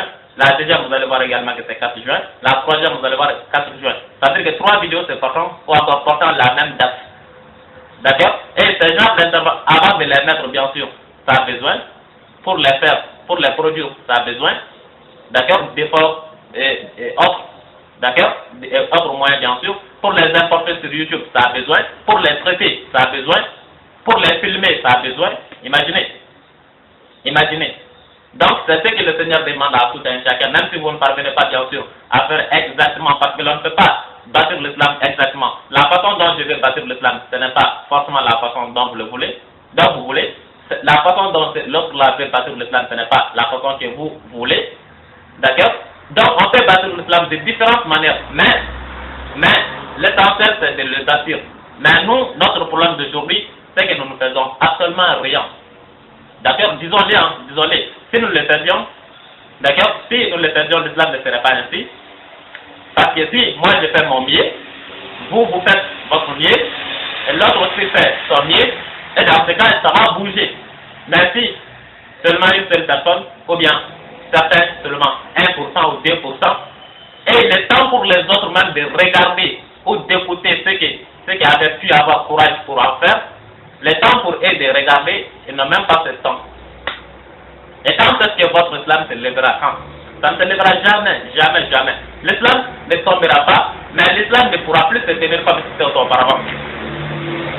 D'accord? L'islam ne se lèvera jamais, il ne tombera jamais, mais il ne pourra jamais se tenir comme c'était auparavant. Ce n'est plus possible, puisque les musulmans d'aujourd'hui n'ont pas les mêmes mentalités que les musulmans d'hier. Les musulmans d'hier avaient pour mentalité ou avaient pour ambition de bâtir l'islam. Et nous, notre ambition, c'est de détruire l'islam. Il faut le dire franchement. Puisque ce que nous sommes en train de faire de l'islam, nous le savons. Et ce que nous sommes en train de faire pour l'islam, nous le savons. Ce que nous faisons de l'islam, c'est ce qui dépasse 1000 fois que ce que nous faisons pour l'islam. Vous le savez, nous tous le savons. Par exemple, si vous ne pouvez pas appliquer, si vous prenez l'exemple sur un État qui ne peut pas appliquer, bien sûr, la loi de Dieu, par exemple, et ça arrive à l'État souvent d'essayer, bien sûr, de falsifier, comme l'État en question ne peut pas falsifier les versets coraniques, ils essaient bien sûr de falsifier les jugements coraniques, bien sûr, pour essayer de les appliquer à l'encontre de la religion de Dieu. À l'encontre de la religion de Dieu. Non, premièrement, la loi de Dieu n'a pas été appliquée. Deuxièmement, elle a été modifiée, en quelque sorte, mais pas dans le Coran quand même. Vous voyez? Donc, c'est pour dire que ça prendra du temps avant de se tenir. L'islam ne pourra même plus se tenir comme c'était auparavant. Ce n'est pas possible. Ce n'est plus possible. Donc, eh bien, voilà le quatrième calife qui a été également tué. Et les jumeaux du quatrième calife, Hassan ou Al-Hussein, eux aussi, ils ont été tués. D'accord? Le premier, c'est-à-dire l'aîné, a été empoisonné par son épouse, sa propre épouse. D'accord? Et le deuxième, c'est-à-dire le frère Al-Hussein, lui, il a été décapité. D'accord? Il a été décapité par les hypocrites et les mécréants. Par des hypocrites et des mécréants, il a été décapité. D'accord? Ainsi de suite. Eh bien, voilà comment ils sont morts. Comment ils sont morts. Comment ils sont passés à l'au-delà. C'est de la souffrance. Bref, le Seigneur dit que si le deuxième calife a été tué, si le troisième calife a été égorgé, si le quatrième calife a été tué, si les deux jumeaux, pas les deux jumeaux, si les jumeaux du quatrième, ou bien les frères, parce que, peu importe, Hassan ou Al-Hussein, les deux fils, bien sûr, du quatrième calife ont été également, l'un a été empoisonné, d'accord, par son épouse, et l'autre également a été tué, décapité. Le Seigneur veut savoir, il dit que pensez-vous entrer au paradis cependant que vous n'avez pas encore subi des épreuves semblables à ceci? Misère et maladie les avait touchés. D'accord? Voilà, donc vous-même savez la réponse. Si c'est oui ou non, vous le savez. Et si c'est non, alors ça veut dire que nous ne pouvons jamais nous retrouver au paradis sans bâtir. Sans bâtir l'islam, ça ne se passera pas. D'accord? Nous ne pouvons jamais nous retrouver au paradis sans nous mettre, bien sûr, au service du Seigneur, sans combattre pour Dieu, sans bâtir l'islam, même si c'est au détriment parfois de nos vies privées. Mais ce que nous faisons très généralement, nous bâtissons bien sûr nos vies privées au détriment de l'islam, d'accord, au détriment de l'islam, même si l'on demande à certains bien sûr de démolir la mosquée pour bien sûr bâtir leur appartement ou leur immeuble là-bas, ils vont accepter, certains priants bien sûr. Mais si l'on leur demande bien sûr de démolir leur maison pour qu'on bâtisse l'islam, pour qu'on bâtisse la mosquée, ils vont dire non, moi ma maison ne peut pas faire ça. N'est-ce pas? Voilà, donc ça veut dire que nous acceptons vivre, d'accord, sur l'islam, nous acceptons vivre sur l'islam, d'accord, au détournement de l'islam, mais parfois, si l'on nous demande bien sûr de faire quelque chose pour l'islam, si l'on voit que vraiment ça ne m'arrange pas, je ne peux pas laisser ma vie privée pour l'islam de tous. Vous voyez? Donc voilà, l'islam est sur l'agonie maintenant. D'accord? C'était le premier verset. C'est les versets bien sûr les plus importants. C'est pourquoi je dure là-dessus. D'accord? C'est les versets les plus importants. Puisque c'est les versets qui nous dit avec clarté que jamais nous ne serons au paradis si nous ne souffrons pas. Un point, un trait. Puisque c'est un Seigneur qui ne ment pas, c'est un Seigneur qui ne trahit pas, c'est un Seigneur qui n'oublie pas. Le Seigneur dit que les premiers croyants ont souffert. Les premiers croyants, bien sûr, ont fait tout leur mieux. Je viens de vous donner un certain nombre d'exemples seulement. Mais ce n'est pas tout. Ce sont en grosso modo, ce sont des exemples en grosso modo. Leur souffrance en grosso modo. La manière dont ils ont été tués, la manière dont ils ont été poignardés, la manière dont ils ont été décapités. Donc, c'est en grosso modo. Mais ce n'est pas tout. Ils passaient également des nuits sans rien manger. Ils passaient des jours sans rien manger. Ils n'avaient pas suffisamment de moyens. D'accord, ils passaient des nuits, des jours sans rien manger. 2 jours, 3 jours parfois sans rien manger. À cause de Dieu. D'accord, pour la religion de l'islam, pour la religion de Dieu. Et nous qui sommes ici, Allah sont parmi nous bien sûr. Ceux qui font ainsi, d'accord, ça ne se fait pas, n'est-ce pas? Voilà, donc le Seigneur dit que jamais nous n'allons nous retrouver. Mais même si ce n'était pas le Seigneur, si c'était vous mon cher interlocuteur, si c'était vous, vous avez 2 groupes, d'accord, vous avez 2 groupes. Si vous êtes un professeur par exemple, ou un entrepreneur ou qui que ce soit, vous avez 2 groupes de travailleurs. vous avez deux groupes de travailleurs. Le premier groupe fait son mieux, il travaille tous les jours, normalement, régulièrement, le premier groupe. D'accord? Le premier groupe obéit ce que vous lui dites bien sûr de faire. Il fait tout, il respecte tous les règlements bien sûr du travail. Le premier groupe. Le deuxième groupe, souvent il dort, souvent il ne fait rien, il ne respecte rien comme règlement. Parfois il essaie bien sûr de participer aux règlements. Maintenant, comment voulez-vous que les deux groupes soient récompensés de la même manière? N'est-ce pas? Ce n'est pas de la justice. Si c'était la justice, le premier groupe qui avait tout fait ne serait pas récompensé de la même façon que le deuxième groupe qui n'avait rien fait. Donc, les premiers croyants, ils ont fait tout leur mieux. Ils ont bâti l'islam. Je viens de vous donner l'exemple, jusqu'à ce qu'ils soient morts. Et nous qui sommes aujourd'hui, si ce n'est regarder bien sûr des séries de 40 épisodes, ou bien rien, mais tout sauf arranger l'islam. Tout ce que nous faisons aujourd'hui, même parfois pendant le mois de Ramadan, il y a dans ceux qui jeûnent et qui essaient bien sûr de regarder des films qui sont haram en islam. En même temps, quoi, ils jeûnent et ils regardent des films, des images de femmes bien sûr ou d'autres images qui sont haram en islam au consomment. Ça veut dire que ce n'est pas compatible ça. D'accord? Alors que des vidéos se portant sur sa religion, ils n'en ont pas besoin. D'accord? Tout ce de la religion bien sûr sont des films, comment on appelle ça? Des séries et consorts. Imaginez, comparé aux premiers croyants. D'accord? Donc la justice, le jugement est déjà fait. Pour que tout un chacun parte au paradis, il faut que l'intéressé souffre. Sans la souffrance, nul n'entrera au paradis. D'accord? C'est le premier verset. Le deuxième verset, nous passons bien sûr, nous avançons. Le deuxième verset, c'est dans le chapitre 3, verset 92. Chapitre 3, verset 92. D'accord? Dans le chapitre 3, verset 92, c'est ce que le Seigneur dit. Am khasibtum la lan tanalul birra lan tanalul birra hatta tunfiqu mimma tuhibbun wa ma tunfiqu min shay'in fa inna Allaha bihi alim. Vous n'atteindrez la vraie piété que si vous faites largesse de ce dont vous chérissez. Tout ce dont vous faites largesse, Allah en est certainement connaisseur. Vous n'atteindrez la vraie piété que si vous faites largesse de ce dont vous chérissez. Et tout ce que vous faites largesse, Allah en est certainement connaisseur. Et puis, ce n'est pas un verset qui parle de souffrance, mais qui parle du second, parce que la souffrance en islam constitue un élément du prix du paradis en islam. Un élément, la souffrance. Le deuxième élément, c'est quoi? C'est en quelque sorte les biens. C'est pourquoi le Seigneur dit que vous n'atteindrez la vraie piété que si vous faites, sauf si vous faites bien sûr largesse de ce dont vous serez. Ça veut dire quoi en quelque sorte? Ça veut dire que si vous cherchez le paradis de Dieu, le paradis de Dieu, vous devez savoir que c'est un paradis qui vous chérit. Vous chérissez bien sûr le paradis. D'accord? Si vous chérissez le paradis, dans ce cas, vous devez mettre en tête que vous devez donner à Dieu également ce que Dieu veut. Ce que Dieu veut.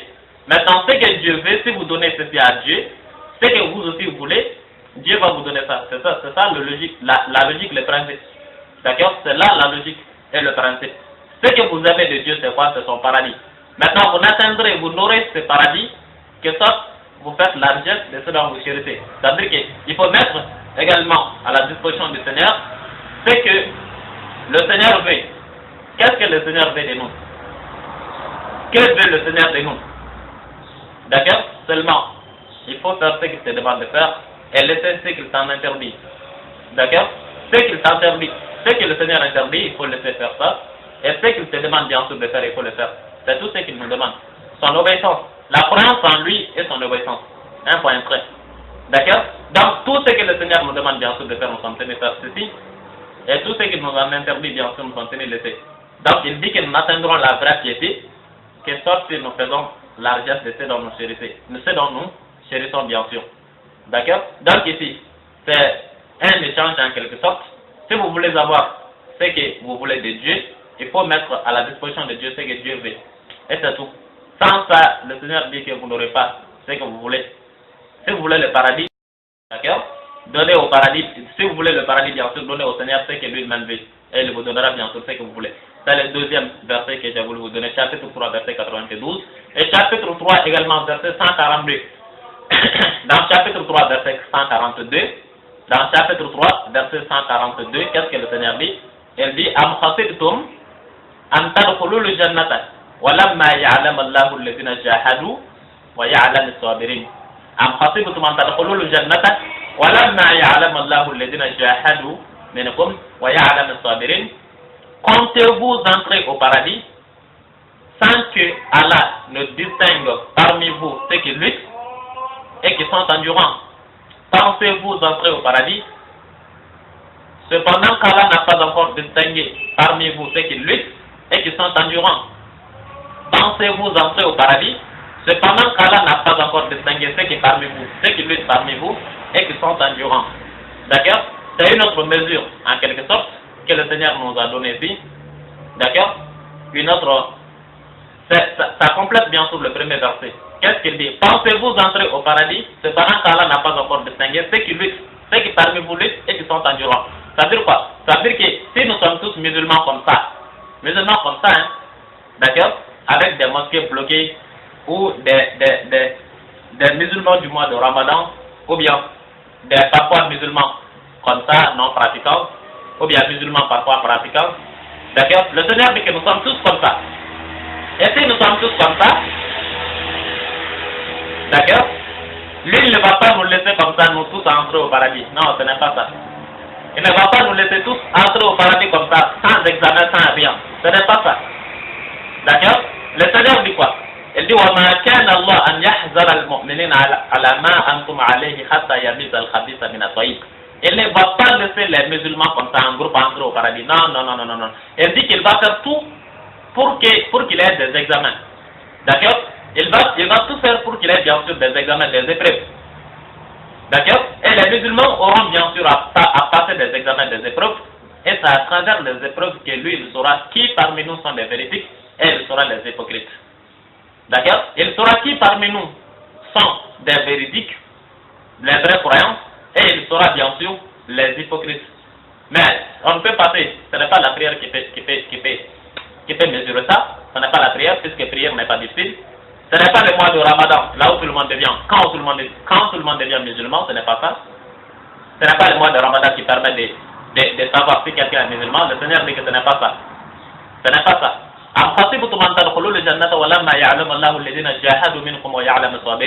Il n'a pas dit que ce sont seulement les jeûnants ou encore ceux qui jeûnent pendant le mois de Ramadan qui partiront au paradis, ce n'est pas ça. Il n'a pas dit que ceux qui prient 5 fois par jour qui feront. Il n'a pas dit ça. Il n'a pas dit ceux qui partent à la Mecque pour le pèlerinage, il n'a pas dit ça. Il dit que ceux qui luttent et qui sont endurants,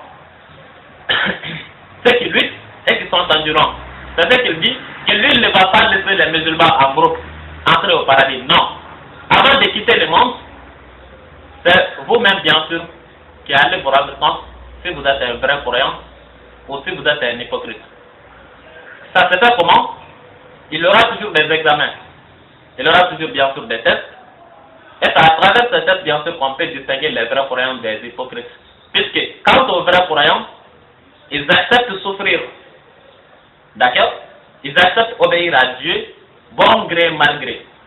D'accord? À leur faveur ou leur défaveur. Ils acceptent faire tout ce que le Seigneur leur demande de faire. Ils souffrent. Et ils ne comptent même pas la souffrance puisqu'ils ont bien sûr un objectif. Ils ont visé un objectif, c'est leur paradis. C'est d'avoir le paradis. Donc la souffrance ne peut pas les faire reculer. Quel que soit le degré de la souffrance, ils acceptent supporter les souffrances. D'accord? Ils demandent, ou bien ils font tout ce que le Seigneur leur demande de faire. Quel que soit le degré de souffrance, ils avancent, puisqu'ils ont déjà un objectif visé. D'accord? Ils ont un objectif visé, c'est le paradis. Donc ils veulent avoir leur paradis, bon gré, mal gré, quel que soit.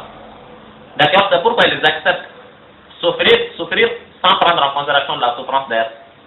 D'accord? Ça c'est pour ce qui concerne les vrais croyants.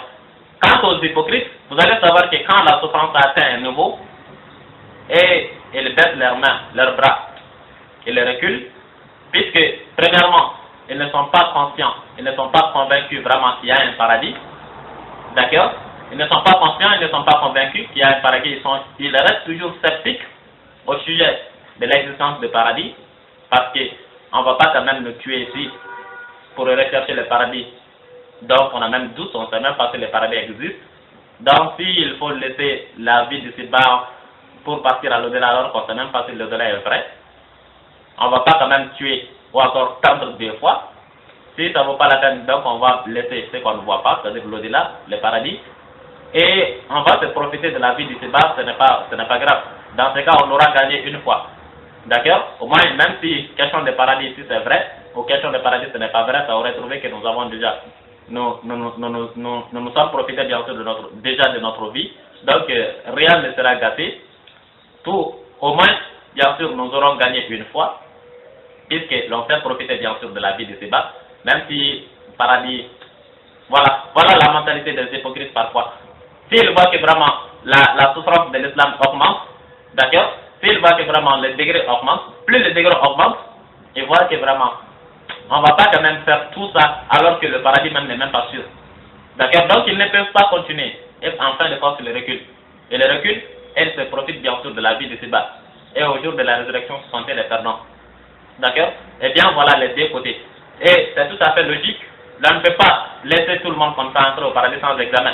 Eh bien, si c'était le cas, c'est la raison pour laquelle, que ce soit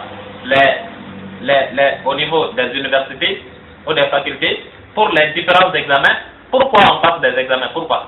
Mais pourquoi les dirigeants ou les administrateurs des universités ou des facultés n'ont pas voulu pourquoi l'État n'a pas voulu laisser tout le monde passer comme ça pour être fonctionnaire? Il y a des concours, il y a des examens et consorts, n'est-ce pas? Mais pourquoi? C'est pour identifier les bons des mauvais, n'est-ce pas? Si les étudiants passent des examens, quel que soit le cycle, d'accord, licence ou master ou quoi que ce soit, pourquoi faire? C'est pour pouvoir distinguer ceux qui parmi eux, ceux qui sont bons, de ceux qui ne le sont pas. N'est-ce pas? C'est la même chose sur Dieu. Dieu ne va pas laisser tout le monde entrer au paradis comme ça. Il y en a parmi tout le monde. D'accord? Parmi tout le monde, il y en a ceux qui sont bons, ceux qui ne sont pas bons. Mais les bons et les bons, bien sûr, ne peuvent pas se retrouver bien sûr ensemble comme ça. Donc il faut des tests. Dans ce cas, ceux qui sont bons seront su, et ceux qui sont également mauvais seront su. D'accord? Et bien voilà la logique. Ça c'est au titre de l'article, au titre du 3e chapitre, chapitre 3, verset 142. D'accord? Après ce verset également, c'est toujours dans le cadre de souffrance, ça veut dire que vous êtes tenus, nous sommes appelés bien sûr à souffrir pour pouvoir gagner l'au-delà. D'accord? Le deuxième, ou encore le chapitre suivant, c'est chapitre 9, verset 16. Chapitre 9 du Coran, verset 16. D'accord? Chapitre 9 du Coran, verset 16, qu'est-ce que le Seigneur dit? Am khasibtum am tutraku walamma ya'lamu Allahu alladhina jahadu walam yatakhizu min dunillahi wala rasulihi wala almu'minina walija wallahu khabirun bima ta'malun. Am khasibtum am tutraku walamma ya'lamu Allahu alladhina jahadu ولم يتخذوا من دون الله ولا رسوله ولا المؤمنين وليجا والله خبير بما تعملون. Pensez-vous être délaissé? Pensez-vous que vous serez délaissé? Cependant qu'Allah n'a pas encore distingué ceux qui luttent et qui n'ont pas recherché des alliés en dehors d'Allah, de son messager, des croyants, et Allah est parfaitement connaisseur de ce que vous faites. Pensez-vous que vous serez délaissés? Cependant qu'Allah n'a pas encore distingué ceux qui ont lutté et qui n'ont recherché des alliés et qui n'ont pas cherché des alliés en dehors d'Allah, de son messager et des croyants. Et Allah est parfaitement connaisseur de ce que vous faites. Pensez-vous que vous serez délaissés cependant qu'Allah n'a pas encore distingué ceux qui ont lutté et qui n'ont pas cherché des alliés en dehors d'Allah, de son messager et des croyants. Et Allah est parfaitement connaisseur de ce que vous faites. Ça veut dire quoi ici? Ça veut dire que vous voyez, quand vous entendez même la lecture, directement vous vous rendez compte de ce qui se passe. D'accord? C'est toujours le Seigneur qui nous interroge, voulant savoir si nous voulons entrer au paradis comme ça en dormant, ou voulant entrer au paradis comme ça sans rien faire, les nerfs baissés. D'accord? dormir, d'accord, faire ce que le Seigneur ne veut pas, d'accord. Voilà, donc il veut savoir, pensons-nous entrer comme ça au paradis? C'est pendant que lui n'a pas encore distingué, c'est que lui, ça veut dire quoi? Ça veut dire que ceux qui se lèvent pour la religion de Dieu, ceux qui s'adonnent bien sûr à la religion de Dieu, ceux qui combattent au profit ou dans le sentier d'Allah, le Seigneur dit que pensez-vous entrer au paradis? C'est pendant que lui n'a pas encore su ceci. Et qui n'ont pas cherché des alliés en dehors d'Allah. Ça veut dire quoi qu'ils n'ont pas cherché des alliés en dehors d'Allah? Ça veut dire qu'en temps de souffrance, si vous êtes musulman, en temps de souffrance, vous ne devez pas, bien sûr, quitter les musulmans pour aller vous réfugier, bien sûr, chez des hypocrites ou des ennemis de l'islam. D'accord? En d'autres termes, au temps du prophète, par exemple, c'est ce qui s'est passé, les hypocrites au moment des guerres saintes, qui se débarrassaient bien sûr de l'islam, pas de l'islam, du prophète, ils étaient autour du prophète. Mais en temps de guerre, ils voient que vraiment aller faire la guerre, vraiment c'est difficile. Vraiment difficile. Ils se cachaient, quitter le prophète, pour aller se réfugier bien sûr des autres ennemis de l'islam, des autres hypocrites, leurs frères hypocrites. D'accord? Et après la guerre sainte, après des moments, ils reviennent et ils sont autour du prophète. D'accord? On dit qu'ils ont cherché des alliés en dehors d'Allah, du messager et des croyants. D'accord? Le Seigneur dit que ceux-ci là sont des hypocrites, puisque au temps de paix, ils sont avec les musulmans, mais au temps de guerre, au temps de malheur, ils partent laisser les musulmans seuls. D'accord? Ces points peuvent être expliqués bien sûr suivant cette explication. Et ensuite, le premier point, le Seigneur dit qu'ils n'ont pas lutté, alors que lui n'a pas encore distingué ceux qui ont lutté. Donc ici, c'est dans le même cadre de souffrance. Ça veut dire que vous devez lutter dans votre vie. L'homme est un lutteur, doit être un lutteur pour Dieu. D'accord? L'homme doit être un lutteur pour Dieu. Et si vous luttez pour Dieu, vous devez savoir que vous ne luttez pas pour Dieu, mais vous luttez pour vous-même, puisque Dieu lui suffit. D'accord? Allah suffit à lui. Il n'a pas besoin, bien sûr, de quoi que ce soit. Il n'a pas besoin de votre argent. Il n'a pas besoin, bien sûr, de ce que vous allez faire, bien sûr, pour lui. Il en a suffisamment. D'accord? Il en a suffisamment. Donc, il n'a pas besoin, bien sûr, que chacun se lève pour lutter pour lui. D'accord? Mais qu'est-ce qu'il dit? Il dit que In tansurullaha yansurkum. In tansurullaha yansurkum. Le Seigneur dit que si vous essayez de l'aider, lui aussi il vous aide. C'est-à-dire que si vous aidez le Seigneur, vous vous aidez vous-même et non pas le Seigneur. Puisque imaginez, quel Dieu aurait besoin d'aide? Quel Dieu? N'est-ce pas? Allah n'a nullement pas besoin d'aide. Aucune aide. Il n'en a pas besoin. Il a suffisamment. Tout ce que vous allez donner de Dieu, si c'est votre argent, il en a suffisamment. D'accord? Si c'est quoi que ce soit encore, il en a suffisamment. Il a tout. Il n'a pas besoin de quoi que ce soit de ses serviteurs. D'accord? La logique c'est quoi? Ce que vous faites pour Dieu, c'est ce qu'il dit. Ce que vous faites pour lui, vous ne faites pas pour lui. Mais vous allez le retrouver au jour de la résurrection. D'accord? Si vous donnez 50 dirhams à Dieu, ne pensez pas que vous l'avez donné à Dieu, mais Dieu va faire quoi avec 50 dirhams? Rien. Mais il dit que vous avez mis dans une caisse. C'est épargné. Vous avez épargné ceci. Et vous allez les retrouver au jour de la résurrection.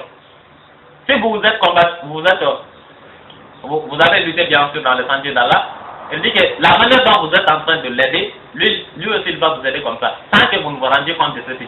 Il vous aide. D'accord? Si vous l'aidez, il vous aide également. Eh bien voilà la logique. Mais ce n'est pas que vous allez aider Dieu comme vous pouvez le comprendre. On n'aide pas Dieu, mais on s'aide. On s'aide. Si vous aidez Dieu, vous êtes en train de vous aider vous-même sans vous rendre compte. D'accord? Parce que les 50 dirhams ou les 50 euros que vous allez donner à Dieu, ben imaginez, ça n'arrive même pas à Dieu. D'accord?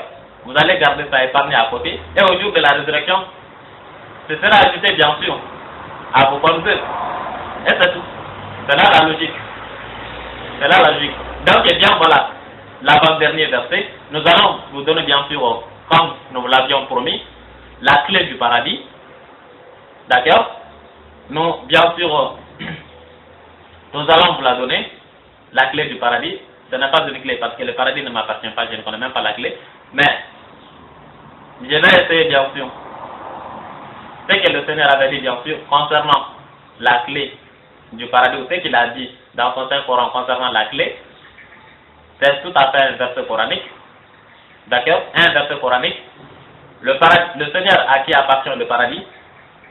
D'accord?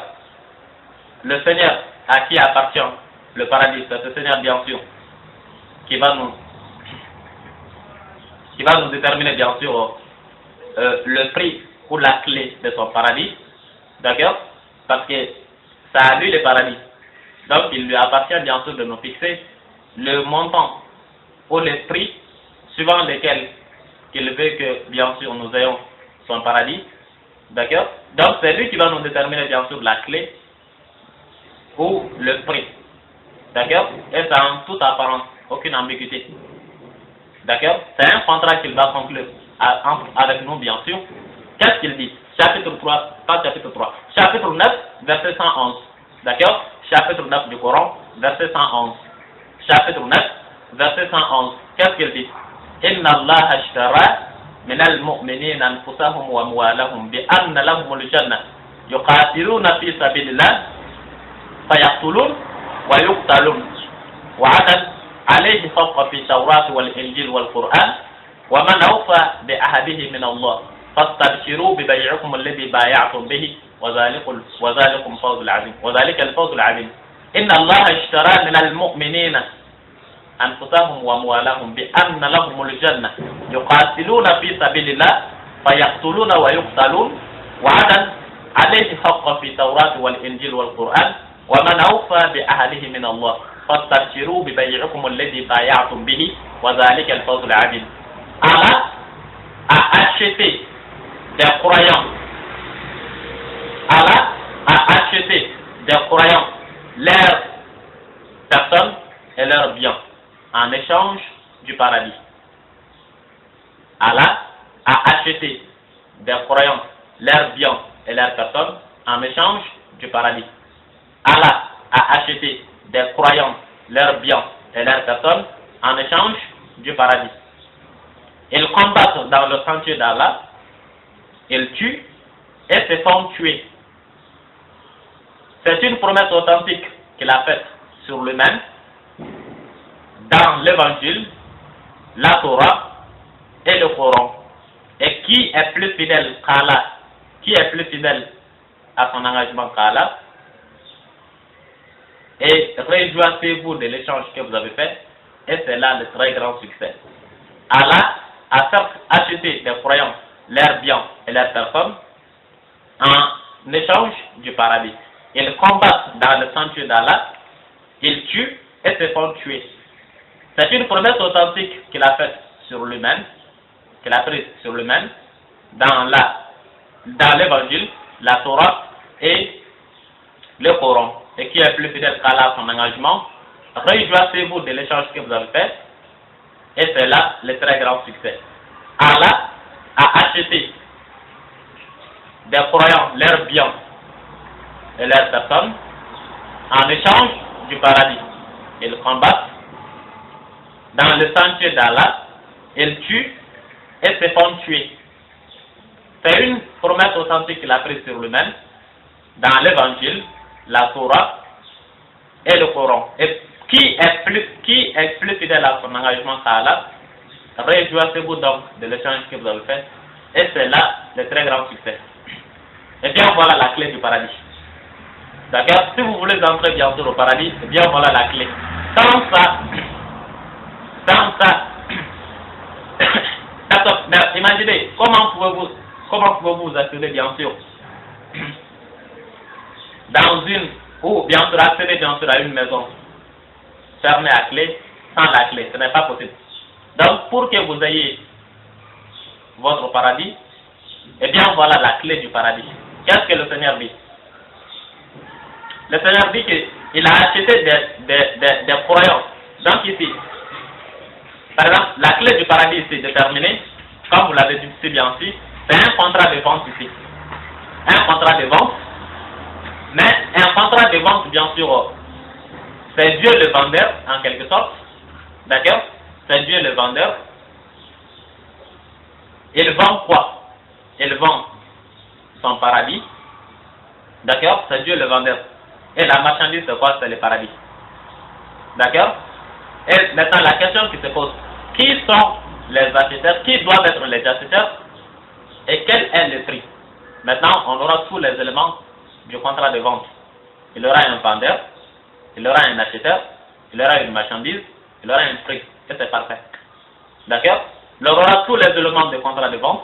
Quand on aura su, on a déjà su le vendeur, c'est Dieu. La marchandise, c'est le paradis.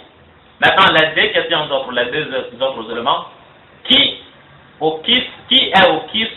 doivent être les acheteurs et quel est le prix, d'accord, le prix de cette marchandise, d'accord. Donc ici, si le Seigneur n'a pas dit qu'Allah a acheté des hommes, leurs biens et leurs personnes, mais il a dit Allah a acheté des croyants, leurs biens et leurs personnes. Si le Seigneur n'a pas dit Allah a acheté des Arabes, leurs biens et leurs personnes, mais il a dit Allah a acheté des croyants, leurs biens et leurs personnes. Si le Seigneur n'a pas dit Allah a acheté des Américains, leurs biens et leurs personnes, mais il a dit Allah a acheté des croyants, leurs biens et leurs personnes. Si le Seigneur n'a pas dit Allah a acheté des Français, leurs biens, leurs personnes, mais il a dit Allah a acheté des croyants, leurs biens, leurs personnes. S'il n'a pas dit Allah a acheté des Maliens, s'il n'a pas dit il a acheté des Ivoiriens, leurs biens et leurs personnes, s'il n'a pas dit Allah a acheté des Congolais, leurs biens et leurs personnes, s'il n'a pas dit Allah a acheté des Tchadiens, leurs biens et leurs personnes, s'il n'a pas dit Allah a acheté des Noirs, leurs biens et leurs personnes, mais il a dit Allah a acheté des croyants, leurs biens et leurs personnes. Donc ici, l'on sait déjà l'acheteur. D'accord? L'acheteur c'est qui?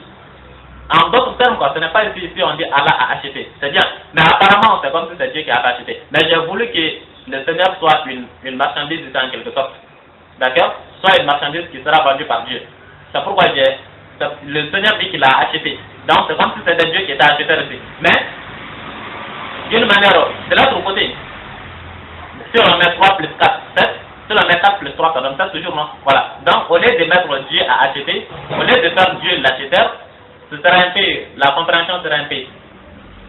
D'accord? Au lieu de faire Dieu l'acheteur, j'ai voulu mettre Dieu comme vendeur, ça revient à la même chose. Parce que Dieu a acheté quoi? Les biens et les personnes. Et il a donné quoi? Il a donné le paradis, non? C'est comme s'il avait vendu le paradis. Il a acheté les biens et les personnes et il a donné le paradis. C'est comme s'il avait vendu le paradis. Maintenant, c'est Dieu le vendeur, c'est le paradis, la marchandise. Et il a dit quoi? Il a acheté des qui? Des croyants, leurs biens et leurs personnes. Donc, des croyants ici sont... les croyants ici, bien sûr, sont les acheteurs. D'accord? Les croyants sont les acheteurs. Et il reste quel élément? Le prix. Le prix de la marchandise, c'est quoi? Leurs biens et leurs personnes. Leurs biens et leurs personnes. Et c'est tout. Voilà tous les éléments du contrat de vente en quelque sorte. Voilà le premier élément, le vendeur, c'est Dieu. Deuxième élément, la marchandise, le paradis. Troisième élément, les acheteurs, les croyants. Quatrième élément, le prix, constitué de 2 éléments, les biens et les personnes. D'accord? Bien en quelque sorte. Ce n'est pas moi qui le dis d'ailleurs. Chapitre 9 du Coran, chapitre 9, verset 111. D'accord? C'est pourquoi dire ici? C'est pour dire qu'il y a un premier élément à rechercher. Un premier élément à rechercher avant d'avoir le prix exact du paradis. Quel est cet élément? C'est cet élément qui est le plus important, c'est d'être un croyant. C'est la croyance. C'est la croyance. Ça veut dire quoi ici? Ça veut dire que si vous n'êtes pas croyant, Allah n'a pas à faire bien sûr avec vous. Franchement dit, parce que la notion de croyance, je l'ai répété dans plusieurs de mes vidéos. Comment devient-on musulman? Comment doit-on devenir musulman? Dans toutes les vidéos que j'ai eu bien sûr avec. Je vous ai dit que le Seigneur dit qu'avant de prier, il faut être croyant. Il dit qu'avant de jeûner, il faut être croyant. Il dit qu'avant de porter le voile, il faut être croyant. Il dit qu'avant de prier la prière de Jumu'ah, il faut être croyant. Avant de partir comment on appelle ça, au pèlerinage, il faut être croyant. Il dit que le prophète dit que sans la croyance, personne n'est entré au paradis. D'accord? Et le Seigneur dit dans son Saint Coran, chapitre 5, verset 5, que quiconque abjure la croyance, vaine devient toute son action. Et bien voilà, ici il dit qu'il a conclu avec les croyants un contrat de vente. Un contrat de vente. Il veut vendre son paradis il veut vendre son paradis. Et s'il veut vendre son paradis, et il ne le vend qu'aux croyants, puisque lui, il n'a pas affaire avec des hypocrites, il n'a pas affaire avec des mécréants, il n'a pas affaire avec des associateurs. C'est ce que lui il dit dans son Saint-Coran, chapitre 9, verset 68, chapitre 9, verset 68, que lui, il a fait une promesse sur lui. Une promesse. Pour les hypocrites, les infidèles et les mécréants, les associateurs. Quelle est cette promesse? Le Seigneur dit que n'importe où les hypocrites meurent, n'importe où les associateurs meurent, n'importe où les infidèles meurent, n'importe où les mécréants meurent, leur place est dans l'enfer. Chapitre 9, verset 68. Il dit que c'est une promesse. وَعَدَ اللَّهُ الْمُنَافِقِينَ وَالْمُنَافِقَاتِ وَالْكُفَّارَ وَالْمُشْرِكِينَ نَارَ جَهَنَّمَ خَالِدِينَ فِيهَا هِيَ حَسْبُهُمْ فَلَعَنَهُمُ اللَّهُ. D'accord? Le Seigneur dit qu'il a promis aux infidèles, aux associateurs, ainsi qu'aux mécréants, le fait de l'enfer. C'est une promesse. Donc, c'est fini. L'affaire entre Dieu et les hypocrites, les infidèles. Maintenant, il a affaire maintenant avec les croyants. C'est une vente. D'accord? Une vente. Donc ici, brièvement parlant, je vous dis tout simplement que la clé du paradis ici doit être précédée par une qualité. Quelle est cette qualité? Il faut être un croyant d'abord. Si vous êtes croyant, alors c'est Dieu le vendeur. La chose à vendre, c'est le paradis. Et vous êtes déjà croyant. Et la croyance, je ne vais pas la répéter ici. Si vous voulez bien sûr avoir des détails concernant la croyance, vous consultez seulement mes vidéos intitulées Monsieur Bercé du Mali, comment doit-on devenir musulman? Ou bien Monsieur Bercé du Mali, comment doit-on devenir musulman 1 ou comment doit-on devenir musulman 2? Ou bien Monsieur Bercé du Mali, tout simplement. Soit, il y en a en pagaille. Vous allez trouver les détails concernant la croyance. À part cet élément, le Seigneur dit que si vous voulez avoir bien sûr son paradis, il y a deux éléments. Après que vous soyez croyant. Il y a deux éléments. Quels sont ces deux éléments? Le Seigneur dit leur bien et leur personne. Et c'est tout. Si vous vous êtes fait musulman, d'accord, pas musulman, si vous vous êtes fait croyant, d'accord, après la croyance, il faut mettre à la disposition du Seigneur ces deux éléments. Vos biens, vos personnes. Vos biens, vos personnes. D'accord? Vos biens, vos personnes. Ça veut dire quoi vos biens, vos personnes? Premièrement, vos personnes, d'abord. Vos personnes, ça veut dire que c'est la lutte. C'est la lutte. Vos personnes, ça veut dire que vous devez souffrir. Vous devez montrer au Seigneur que vous êtes un lutteur. Vous devez montrer au Seigneur que vous êtes un vrai chercheur du paradis. Vous devez montrer au Seigneur que vraiment vous voulez son paradis. Vous voulez entrer en son paradis, bien sûr. Vous voulez montrer au Seigneur. Vous devez montrer au Seigneur que vraiment vous êtes à son service. Vos biens, pas vos biens d'abord, vos personnes. D'accord? C'est-à-dire qu'il faut souffrir. Il faut faire ce que le Seigneur, bien sûr, vous demande de faire, même si souvent ça vous dérange. D'accord? Entre parenthèses, hein. Même si vous voyez que ça ne vous arrange pas, il faut faire ce que le Seigneur vous demande de faire.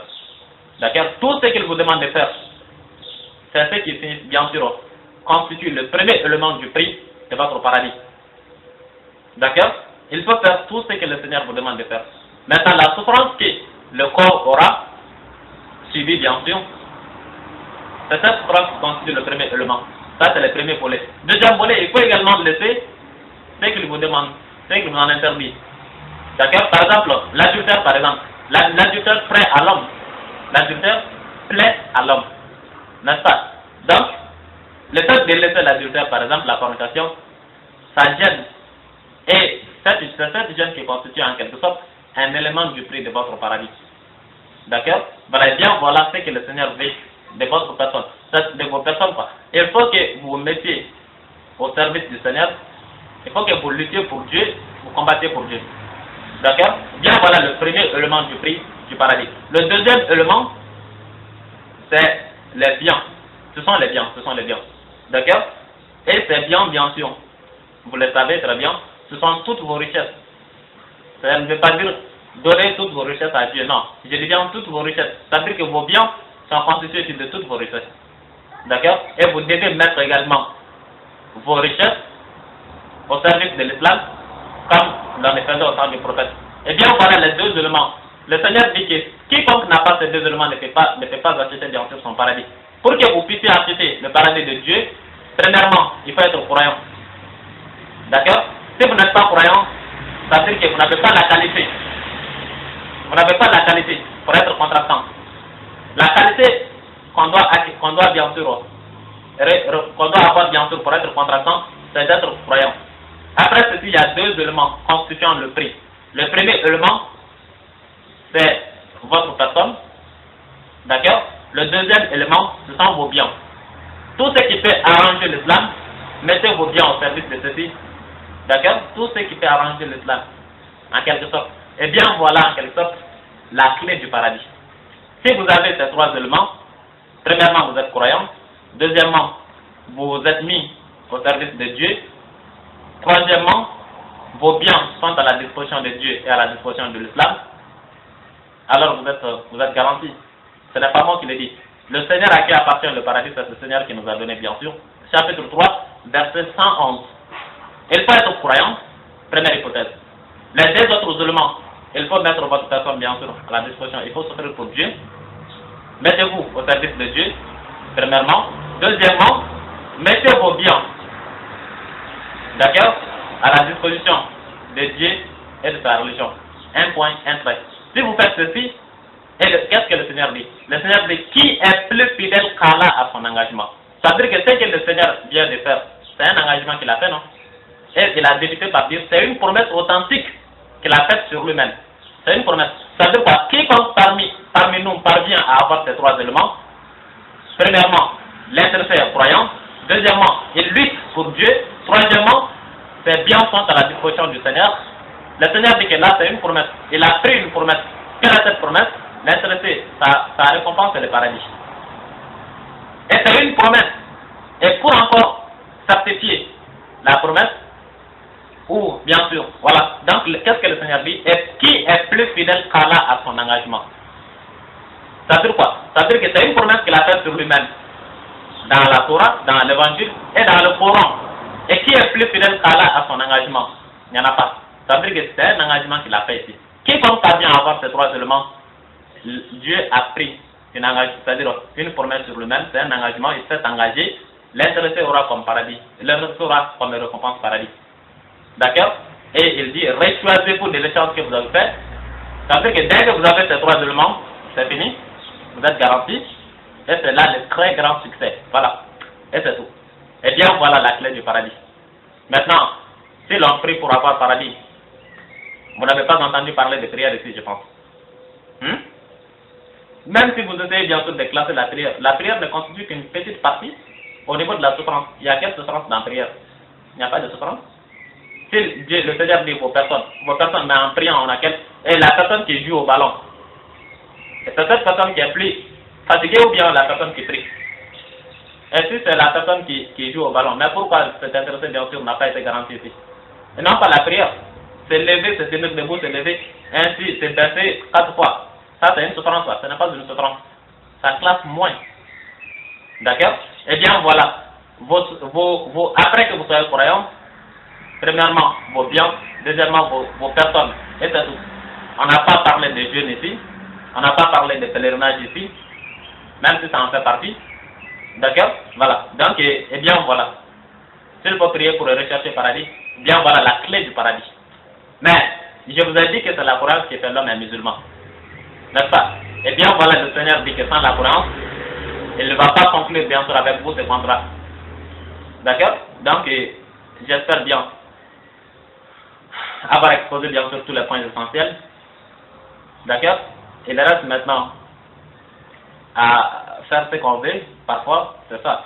Parce que si, bien sûr, le thème a été exposé, c'est ça l'essentiel. Maintenant, pour ce qui concerne les autres hypothèses, ça c'est moins important. D'accord? L'on ne peut faire que son mieux. Et l'on ne peut comprendre, bien sûr, personne faire quelque chose. En islam, nulle contrainte en islam, chacun fait ce qu'il veut. C'est de la liberté. D'accord? Nulle contrainte. Et tout à chacun fait la vérité également. Donc, vous étiez à l'écoute de votre frère en islam, Monsieur Berté de la République du Mali, Monsieur Berté Issiaka de la République du Mali, de la région de Sigasso, 3e région du Mali, du village de Klela, village distant de Sigasso de 45 km, situé entre Sigasso et Koutiala. L'auto-formé en islam, celui qui n'a jamais été formé par un maître en islam. L'ambassadeur du royaume divin sur la planète Terre. Nous vous remercions infiniment d'avoir suivi cet exposé et nous vous souhaitons bonne soirée et nous vous promettons bien sûr, nous vous donnons promesse bien sûr d'être avec vous la fois prochaine. Merci bien.